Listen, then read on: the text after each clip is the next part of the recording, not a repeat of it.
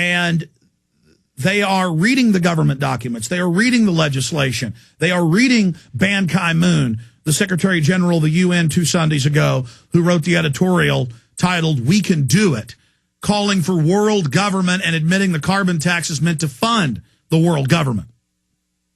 The American people are reading the UN treaty that Reuters reported on last Thursday that Obama is now saying he's going to sign and try to get ratified, which says all small arms are to be banned. Under this UN treaty, you can't own firearms. We're going to go over that today. The American people have figured out that Republicans come and Democrats come and go, but that the true power structure, the military-industrial complex, itself owned by large central banks, remains in control. And making fun of people who know how to read editorials written by the UN Secretary General in the New York Times doesn't work anymore. How can Sean Hannity, on the fake right and on the fake left, George Soros and all his publications, make fun of anyone that says there's a world government, while George Soros himself calls for a global government that's now being set up? How can Rupert Murdoch go to the Davos, Switzerland Economic Forum every year and call for global government, and then Sean Hannity sit up there and say there's no such thing? No, Ron Paul and Alex Jones and other people of our ilk have not been crazy. We've been well-read and well-researched, and we've been raising the alarm. And so when fake conservatives, when Benedict Arnolds like Sean Hannity, who were meant to keep Republicans in the dark and conservatives and libertarians and well-meaning liberals in the dark, when he gets up and says Ron Paul's crazy, really, Ron Paul talked about devaluation of the dollar 2 years ago during the Republican primaries. It was Ron Paul who talked about how they were planning to expand these wars and how we were losing our jobs. And it was Ron Paul that talked about double-digit unemployment and inflation coming. It was Ron Paul that talked about how gold was going to go above $1,000 an ounce 2 years ago in the next 2 years. It's Ron Paul who wins economic awards from prestigious universities. He's given doctorates by universities that teach economics. It's Ron Paul who's been right about everything because he understands the globalist agenda. I've been right about everything we've talked about because I'm only reading their own white papers and what the elites are planning for this country and for this society. That's all I'm doing. That's all Ron Paul is doing. And you can't have it both ways. You can't sit up here.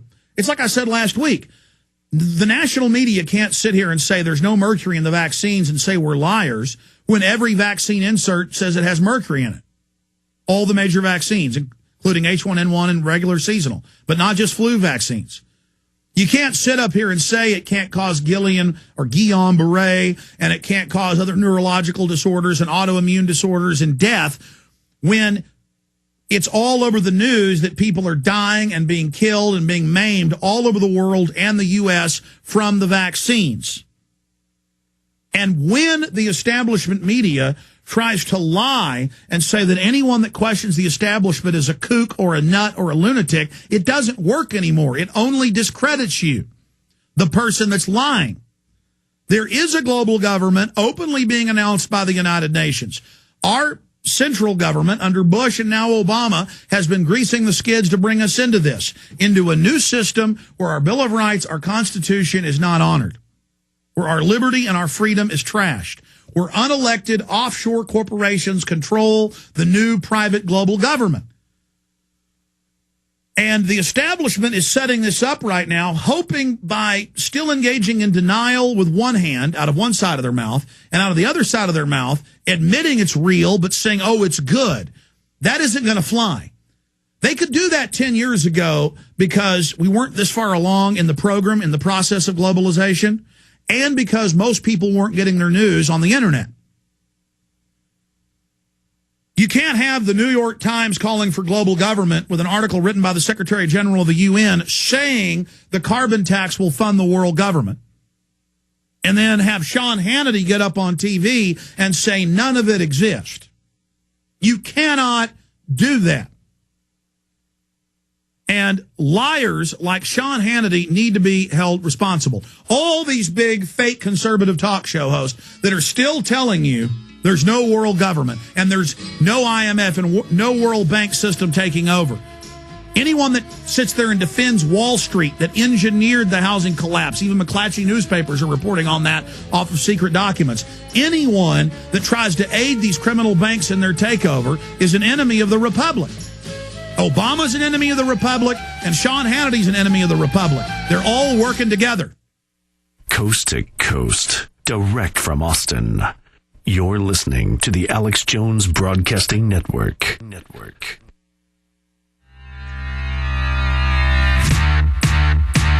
Welcome back, ladies and gentlemen, to the syndicated radio transmission, simulcasting via television at prisonplanet.tv. Next hour, I'm going to detail the huge developments in the swine flu / seasonal flu situation globally. Here are some of those headlines. Sunday Express out of England reports, millions hit by plague worse than swine flu. The government's saying they believe that different flu vaccines combine to make this super virus. That's not Alex Jones saying that. That's the Ukrainian government and others. Also, French woman gets crippling illness after H1N1 vaccine. Scores of other reports in the U.S. saying the same thing.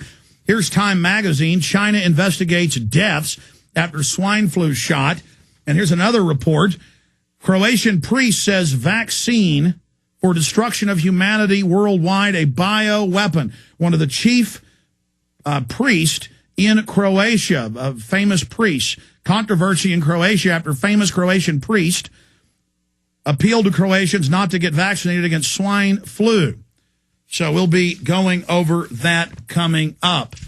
But I wanted to take your calls in the next segment and also want to play these Chuck Norris clips. I'm going to get him on the show in the next few weeks and get his take on all of this. He's been on with us many times and has told me on and off air that this show in the last 5 years, he heard the show 10 years ago a few times when he was in Austin and other areas where he could hear it. But in the last 5 years, he's really awoken that both parties are controlled. And Hannity had him on begging him not to go with this angle. Yeah, God forbid that people wake up and shadow the left-right paradigm. But also Obama revives talk of UN gun control. NRA guest warned international treaty would strip Second Amendment rights. WorldNet Daily reported on this yesterday. We first reported on it out of Reuters. Thursday, U.S. reverses stance on treaty to regulate arms trade under UN law. See, if they sign a treaty with private consortium for the Copenhagen Treaty, we're under international law to tax all carbon dioxide. This trumps national law. Same thing with gun laws. So that is coming up. Another article out of the Washington Post. Task force seeks ban on assault weapons. An international task force.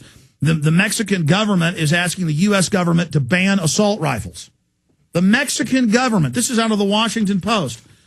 Another headline here, again, originally from InfoWars, May 3rd. So we were on this back in May. Obama supports treaty outlawing gun possession. I'm not tooting our horn. Here's an article we wrote in May 3rd. Kurt Nemo wrote it. Obama supports treaty outlawing gun possession. You just now heard it in mid-November in Reuters and WorldNet Daily. You see, we have the best listeners in the world. They noticed that Obama had brought this treaty back in May. No one else reported on it till we did. Again, I would read UN documents 13, 14 years ago announcing everything they're doing now, saying they plan to do it by 2010. I've been warning people and being laughed at because you won't go read the treaties. You won't. I had David de Rothschild, heir to the entire Rothschild fortune, the son of Lord Rothschild, taking over all his companies on 3 years ago. And he said, Alex, there is no plan for a global carbon tax. When I have the documents that his family's bank is who you'll buy them from, that's now in BBC and the Associated Press, Rothschild Bank to sell carbon credits. Google it. Read it. We tell you months and weeks and sometimes decades before it's mainstream news. I'm not tooting our horn. I'm telling you, you better listen to us, folks. You want to save this country. Also, the White House is planning immigration reform, immigration legalization. New York Times, White House plan on immigration includes legal status. That's the New York Times Friday. I mean, they are just trying to break this country one way or the other. Here's another one. Everyone in Britain could be given personal carbon allowance. Oregon and Washington State are trying the same thing. Schwarzenegger's trying to pass laws where you have an ID card you swipe whenever you buy something or sell something, tracking everything you do, and when you run out of your carbon credits, you get taxed. That's what's so bad about plastic. That's what's so bad about debit cards. We all use them. Sure, if the government wasn't corrupt, this wouldn't be a problem. But we've always pointed out that this is a problem because they can use it to control every facet of your life. And that is happening now. So that's coming up. We're going to be going over that today. And your calls, as I promised, 888-201-2244, 888-201-2244, or 512-646-1776.